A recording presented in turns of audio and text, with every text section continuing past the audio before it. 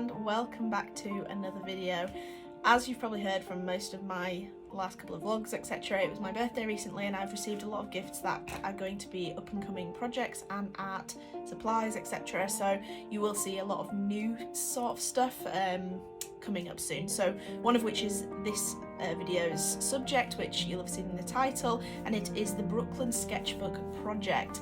So if you don't know what that is, I suggest going to have a look at it. And it's basically where you buy a sketchbook from the Brooklyn Library and you fill it in and you send it back, and depending on what date you send it back every year, your sketchbook could go travelling with the bookmobile, they call it, which is like a little library on wheels, and it goes travelling around the world, and then your sketchbook will be housed permanently in the Brooklyn Library.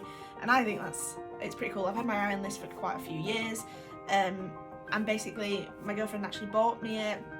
She also bought me a t-shirt and a little pin, and it says that I'm an official artist for the Brooklyn Library, which I think is pretty cool. That's going to probably go on my etcher satchel with my etcher pin as well on there.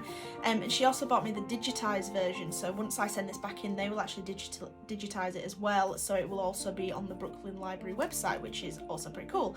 And one day I hope to go visit the Brooklyn Library and have a look at my book in there and all the other amazing artists in there that I've sent this through.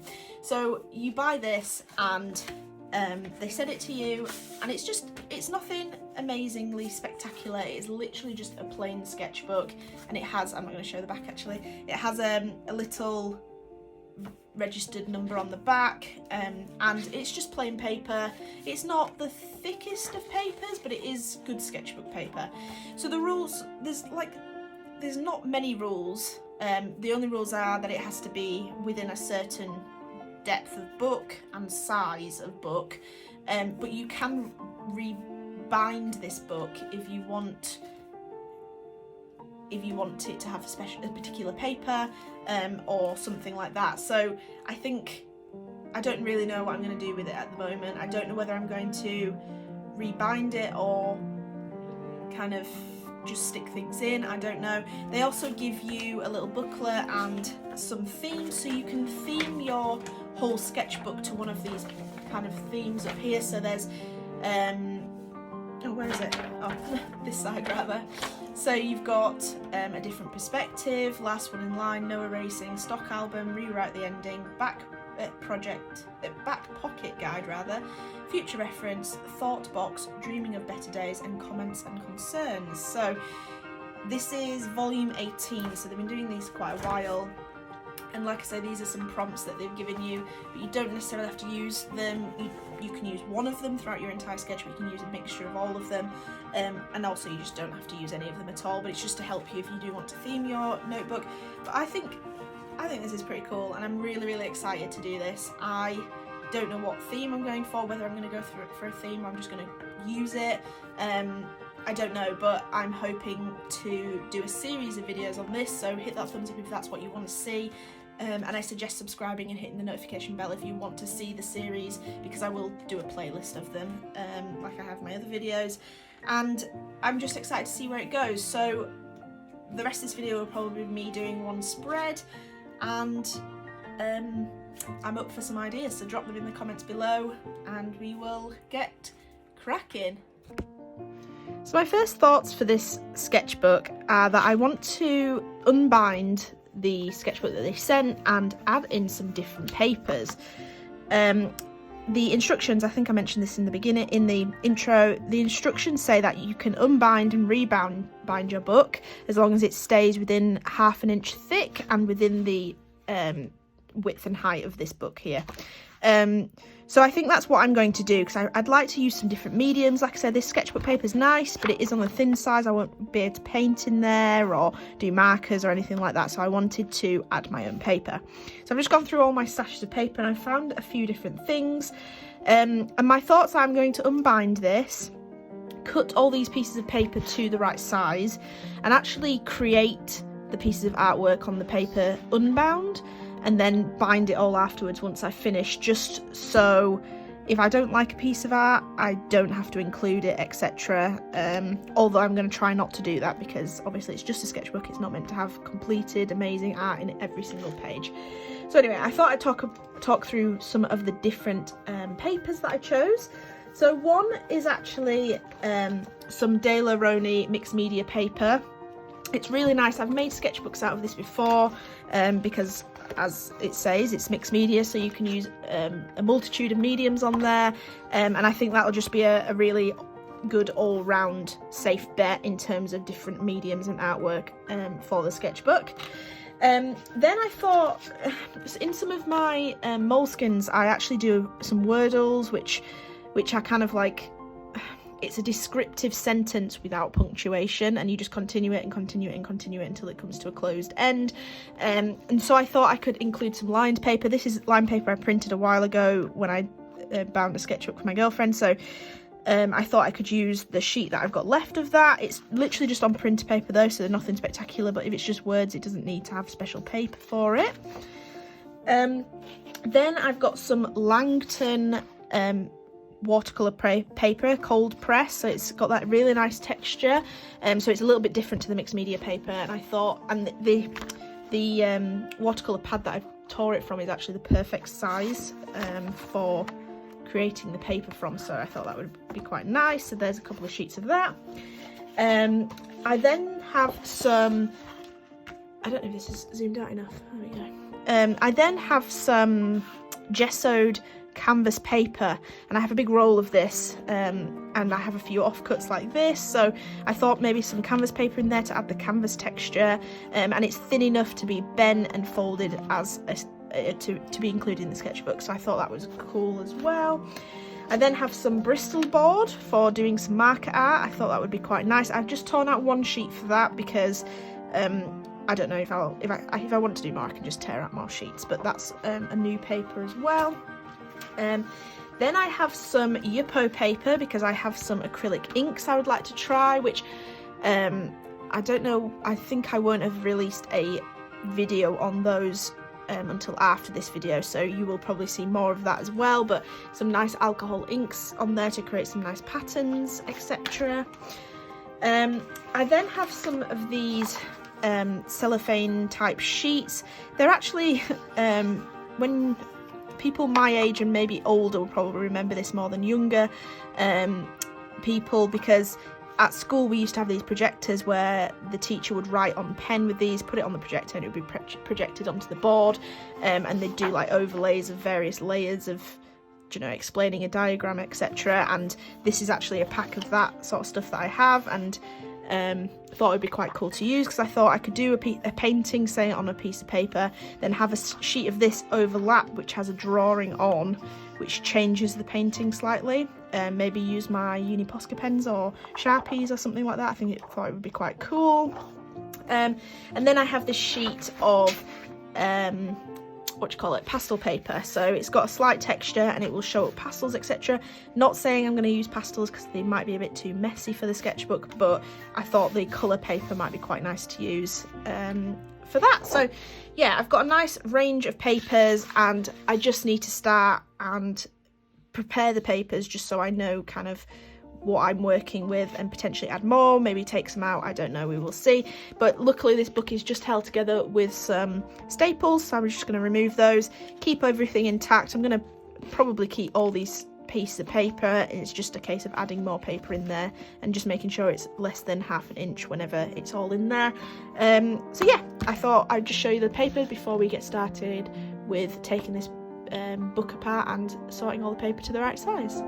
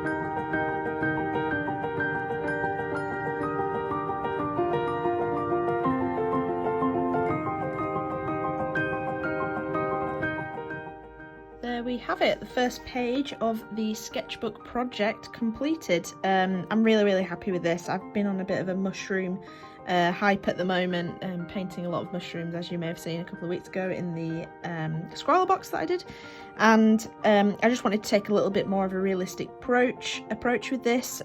Use my watercolours. These are Winsor Newton Cotman, and this is, if you're curious, this is actually an Etcher mini palette, so it comes in this cool little tin, and you get the small palette to put your paints in, and then a bigger palette to mix in. It's very nice. I would highly recommend. It's ceramic. Yeah, I really enjoyed this, and a few of these mushrooms you may or may not recognise. So this is a fly agaric, which is a poisonous mushroom, even though it's the mushroom that everyone kind of associates with the look of a wild mushroom. What other ones would you say? This is a chanterelle mushroom, so this is edible. We have the amethyst deceiver. This is actually also edible, even though the name would suggest perhaps it isn't. I think this mushroom here, although it looks a little strange, this is also edible. I have all the, I'm going to show you my little scribblings here. I have all the mushrooms written down. They're more scientific names, so I'm not even going to attempt to say all of those, but the only mushrooms that I would say they actually are edible on this page are these three here. The rest are actually very poisonous. This one was a last edition because I had a bit of blank space. I'm not sure about it. It's very saturated compared to the other mushrooms, but it's actually, its description is that it looks like octopus legs, which I think it really does. It's very interesting, and it'd be quite cool to see that in the wild. Was that what you say? But yes, I've really enjoyed this. I think they've turned out really well, and this is going to be made into prints in the future, and most likely a sticker sheet in the very near future, perhaps. So please let me know in the comments below if that's something you would be interested in, because I think it's quite a cool thing. It'll be rearranged a bit differently so it fits onto a sheet a bit nicer, but a little sticker sheet would be quite nice for these, I think, rather than individual stickers, because I don't know anyone who would want to just buy that sticker. So a little sticker sheet would be quite nice with this, but I'm really pleased with how this is starting off. And like I mentioned, the sketchbook project, I have so many sheets cut out and ready to do, different papers, etc., that this might not end up being the first page in the sketchbook project, but it's the first page I have finished, at least. So there will be more sketchbook project videos to come. I'm hoping to film pretty much all of it, and then do a final flick through at the end. So please subscribe if you want to see more of that, and hit that notification bell so you are notified when I upload, and hit that like button if you really enjoyed this video as much as I've enjoyed making it. So I hope you I see you next time in the next video. So thank you very much for watching, and I'll see you in Friday's vlog.